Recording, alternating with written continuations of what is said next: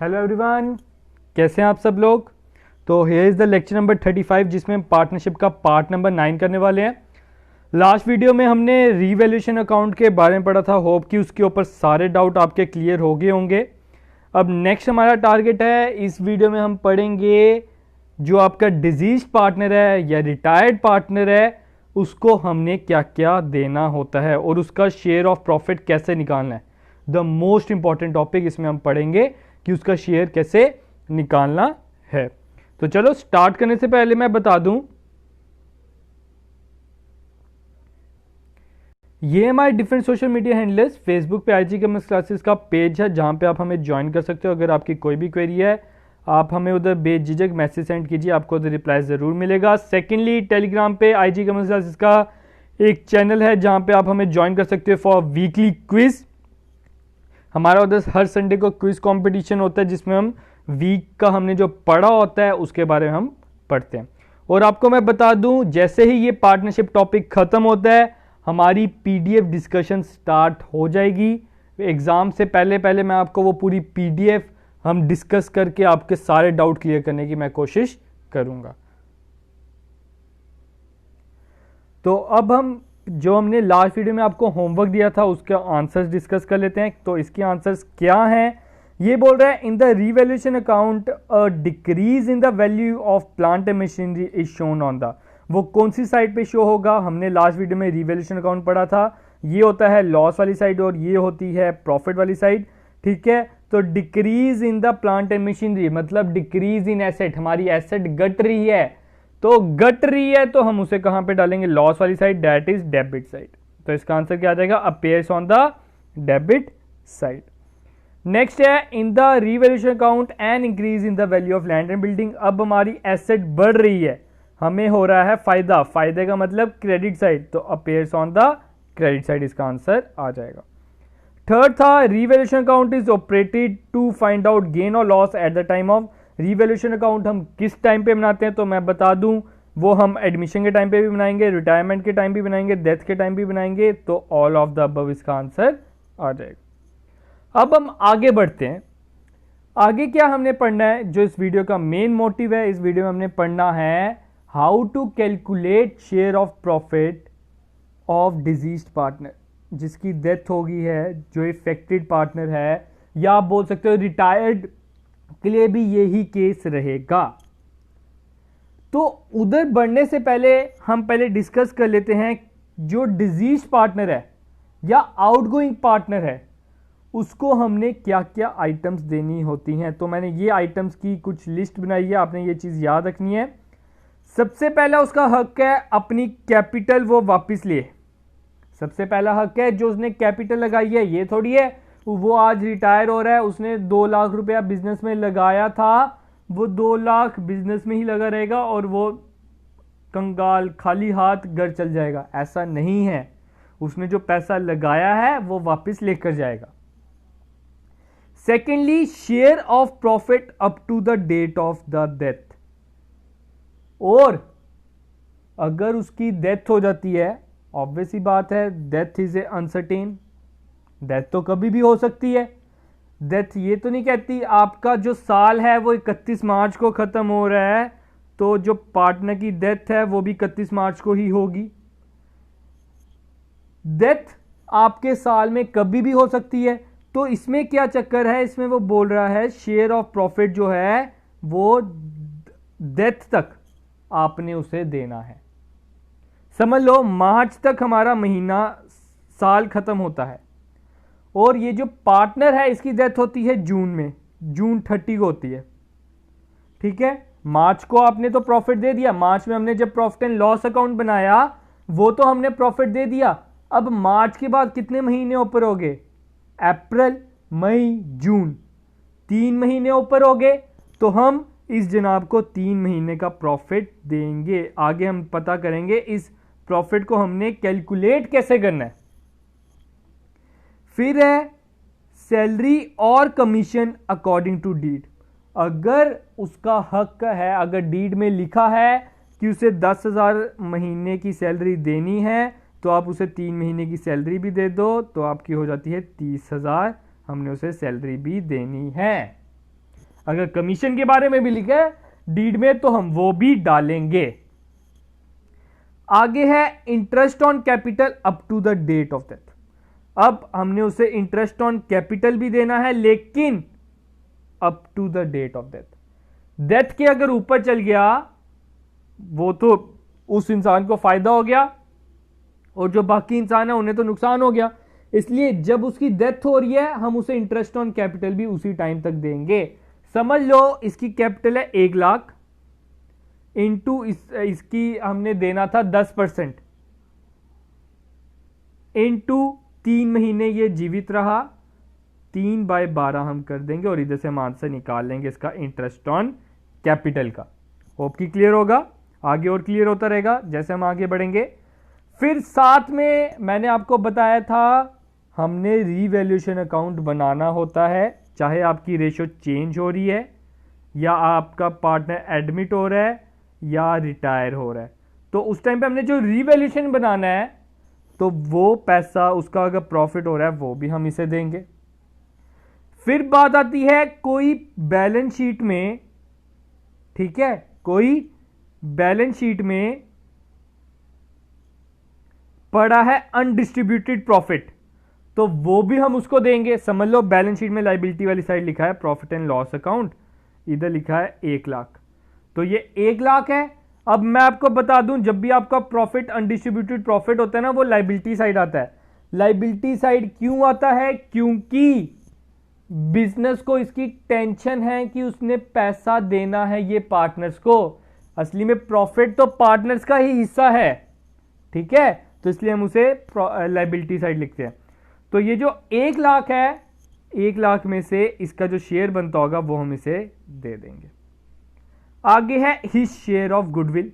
हमने last previous के जो उसके प्रीवियस वीडियो थी उसमें हमने पढ़ा था कि हमने गुडविल भी देनी होती है आउटगोइंग पार्टनर को, तो इसको भी हम गुडविल उसके शेयर दे देंगे। होप की क्लियर होगा क्या क्या क्रेडिट होना है।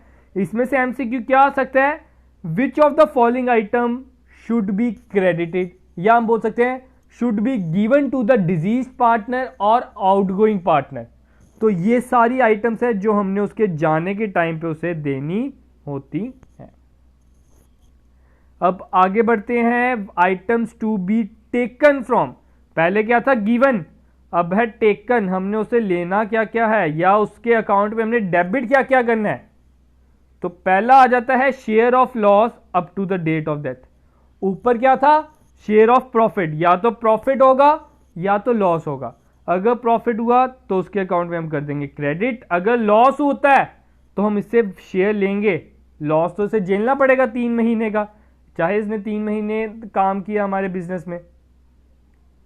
फिर साथ में अगर इसने कोई ड्राइंग्स की हैं वो भी हम इसके कैपिटल से काटेंगे। उसके ऊपर इंटरेस्ट ऑन ड्राइंग है कोई up to the date of death, सिर्फ और सिर्फ उसकी डेट ऑफ डेथ तक ही देखा रहेगा, वो भी हम उसकी कैपिटल में से काटेंगे।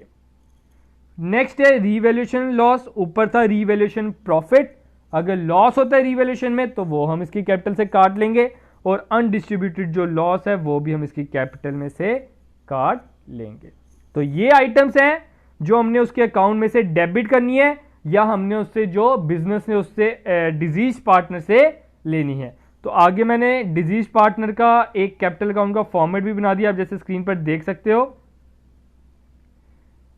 पहले आ गया इसका बैलेंस ब्रॉट डाउन। फिर ये चीज याद रखनी है आपने, जो आप उसे प्रॉफिट देते हो, ये एमसीक्यू बड़ी बार पूछा था सीबीएसई में भी, जो आप उसे प्रॉफिट देते हो उसे आप क्या लिखते हो? उसे आप लिखते हो by profit and loss suspense account. जो उसका शेयर ऑफ प्रॉफिट बनता होगा उसकी हेडिंग क्या रहेगी? Profit and loss suspense account.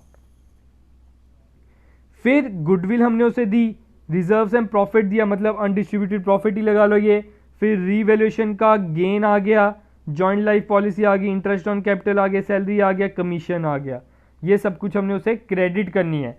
अब डेबिट की आइटम्स आप देख लो, revaluation loss, profit and loss suspense, अगर उसका लॉस बनता होगा तो इधर, अगर प्रॉफिट बनता होगा इधर। एक्यूमुलेटेड लॉस, ठीक है, गुडविल अकाउंट जो हमने रिटर्न ऑफ करना होता है। फिर लास्ट में हमने ना बैलेंस करना है, लेकिन उसको हम बैलेंस कैरी डाउन नहीं लिखते, उसको हम क्या लिखेंगे, पार्टनर्स एग्जीक्यूटर अकाउंट। जो पार्टनर को, अब ऑब्वियस ही बात है, वो मर गया या रिटायर हो गया, वो हमारा पार्टनर नहीं रहा, वो हमारा पार्टनर नहीं रहा, वो हमारा क्या रहा, अब हमारा हमने उसके एग्जीक्यूटर अकाउंट में पैसे डाल देने हैं। अगर बाय चांस ये जो एग्जीक्यूटर है पार्टनर का, ये बोलता है कि मुझे कैश में दे दो, तो इसकी जगह मैं लिखता सिंपल टू कैश, या एग्जीक्यूटर अकाउंट में जाके टू कैश कर देंगे हम। ठीक है, अब आगे बढ़ते हैं।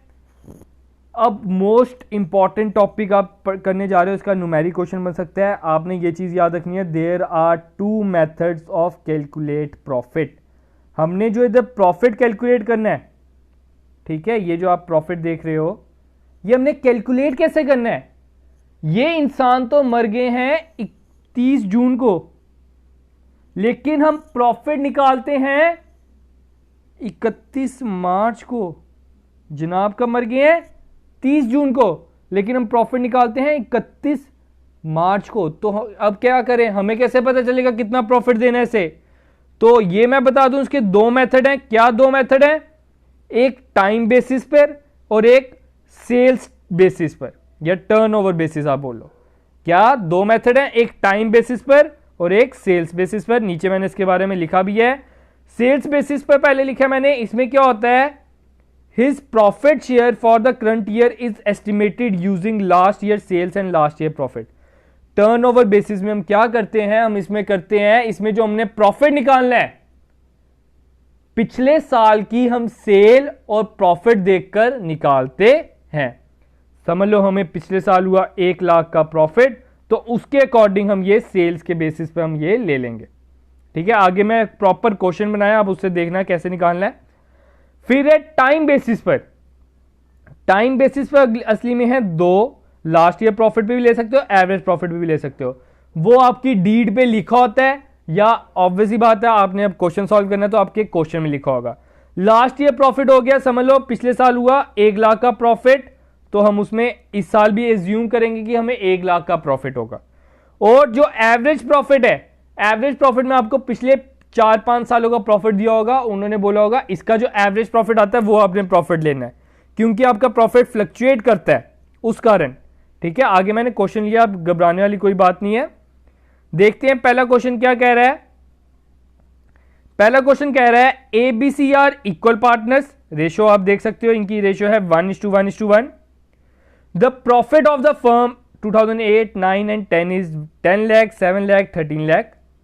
सी डाइस ऑन डेट की बड़ी इंपॉर्टेंस है इसमें, April 30। The share of C in the firm's profit will be calculated on the basis of average profit of last 3 years। Firm closes its book on December 31। Firm अपनी book, मतलब उसका financial year है 1 जनवरी से 31 दिसंबर तक, तो वो कितने महीने जीवित रहा, वो रहा जैन, फेब, मार्च और अप्रैल भी, तो वो 4 महीने जीवित रहा है। तो सबसे पहले हम एवरेज प्रॉफिट निकाल लें। एवरेज प्रॉफिट कैसे निकलेगा, 10 lakh plus 7 lakh plus 13 lakh. 10 lakh plus 7 lakh plus 13 lakh आपका हो जाता है 30 लाख, डिवाइडेड बाय 3, क्योंकि ये 3 सालों का प्रॉफिट है, तो 30 लाख को 3 से डिवाइड किया तो आपका आंसर आता है 10 लाख। तो इस साल का प्रॉफिट कितना है, 10 लाख। अब हम क्या करेंगे, 10 लाख को पहले हम करेंगे 4/12 से, क्योंकि हमें 4 महीनों का प्रॉफिट लेना है, इनटू जो पार्टनर डाई हो रहा है, डिजीज पार्टनर का शेयर, डिजीज पार्टनर का शेयर है 1/3, इक्वल पार्टनर है ना। ठीक है, तो इधर से हम क्या करेंगे, कैलकुलेट कर लेंगे। तो जब हम इसे कैलकुलेट करेंगे तो इसका आंसर आ जाता है 1111.11। तो एक तरह से हम कह सकते हैं इसमें अप्रॉक्स आपकी अमाउंट आ जाएगी 1,11,111। ठीक है, ये आपका अप्रॉक्स अमाउंट आ जाएगी 5 times 1। ठीक है, होप की क्लियर होगा। अब आगे बढ़ते हैं सेकंड क्वेश्चन की ओर। सेकंड क्वेश्चन में मैंने लिया है सेल्स बेसिस पर। सेल्स बेसिस पे हमने कैसे निकालना है, इसमें हम क्या करेंगे, आप जैसे क्वेश्चन पढ़ सकते हो, इसमें भी लिखा है X Y Z are equal partners, the last year sale and profit, पिछले साल की सेल है 25 लाख और पिछले साल का प्रॉफिट है 2.5 लाख। अगर आप 25 लाख की सेल करते हो तो आपको प्रॉफिट कितना होता है, 2.5 लाख का। एक तरह का मैं कह सकता हूं 10% का प्रॉफिट हो रहा है। आगे मैं परसेंटेज निकालना सिखाऊंगा। Z डाइड ऑन अप्रैल 30, इसमें भी Z 30 अप्रैल को मर रहा है और 31 दिसंबर आपका बुक क्लोज हो रही है। और sale of the current year till the date of Z death is 12 lakh. जब उसकी डेथ हुई तो हमने देखा सेल थी 12 लाख। सेल क्या थी, 12 लाख। पहले हम क्या करेंगे, सबसे पहला काम है आपने पता करना है प्रॉफिट परसेंटेज कितना है। प्रॉफिट परसेंटेज हम निकालते हैं profit upon sale into 100। Profit आपका आता है 2.5 लाख, ठीक है, अपॉन 25 लाख इंटू 100। ऐसे हम परसेंटेज निकालते हैं तो इसका आंसर आता है 10%। आपको प्रॉफिट कितना हो रहा है, 10%। सेल पे कितना प्रॉफिट हो रहा है, 10%। तो आप जब आपकी जेड की डेथ हुई है तो आपको 12 लाख का सेल हो चुकी थी, तो 12 लाख का 10% हो जाता है 1,20,000। 12 लाख का 10% कितना हो गया, 1,20,000। तो उस टाइम तक प्रॉफिट कितना है, 1,20,000। और इसको अब हम किससे मल्टीप्लाई कर देंगे, उसके शेयर से। शेयर कितना उसका 1/3, तो 3 1,000 और ये 40,000। तो आंसर क्या रहेगा, उसका शेयर ऑफ प्रॉफिट कितना है, 40,000। इसमें हमने टाइम को कंसीडर क्यों नहीं किया, ये भी चीज ध्यान रखो। हमने इसमें 4 महीने क्यों नहीं लिए, क्योंकि इस लाइन में लिखा है sale of the current year till the date of Z death. जब जेड की डेथ हो रही है ये तब की सेल दी है, ना कि पूरे साल की। अगर पूरे साल की सेल दी होती तो मैं इसमें 4 महीने कंसीडर करता। होप कि क्लियर होगा डाउट। तो आज के लिए हमारा इतना ही था लेक्चर। अब आगे है आपके लिए कुछ होमवर्क सेक्शन। आप जैसे क्वेश्चन देख सकते हो, ABC partner 342 B want to retire from the firm, the profit of the revaluation account इतना है 36,000, the new ratio is 5:3, profit on the revaluation will be distributed. 36,000 का प्रॉफिट है। प्रॉफिट मैं बता दूं रिवैल्यूएशन का हम देते हैं ओल्ड पार्टनर्स को इन ओल्ड रेशियो, ठीक है, ओल्ड पार्टनर्स को देना है ओल्ड रेशियो के। आगे आप समझदार हो, आप इसका आंसर दे सकते हो आसानी से। तो कितना पैसा बन जाएगा, ए का कितना बन जाएगा, बी का कितना बन जाएगा और सी का कितना बन जाएगा, उसका ऑप्शन आपने चुनना है। सेकंड क्वेश्चन है on retirement death of a partner the retiring और deceased partner capital account will be credited with. अब डिजीज पार्टनर का कैपिटल अकाउंट किससे क्रेडिट करना है आपने, ही शेयर ऑफ गुडविल से, कि गुडविल ऑफ द फर्म से, कि शेयर ऑफ रिमेनिंग पार्टनर से, कि नन ऑफ दीज। तो इसका भी आपने राइट आंसर हमारे कमेंट सेक्शन में लिखना है। होप कि आप सबने एंजॉय किया होगा लेक्चर। बहुत जल्द मैं बता दूं हमारा रिवीजन क्लासेस हम पार्टनरशिप के बाद खत्म कर रहे हैं, कंक्लूड कर रहे हैं। उसके बाद से हमारी पीडीएफ डिस्कशन स्टार्ट हो जाएगी। तो जिन्होंने अभी तक हमें सब्सक्राइब नहीं किया वो सब्सक्राइब कर लें। उसमें हमारे 1000 MCQs रहने वाले हैं, वो हम डिस्कस करने वाले हैं। तो हमारे आज के लिए इतना ही था। Thank you guys, have a good day and enjoy your day guys.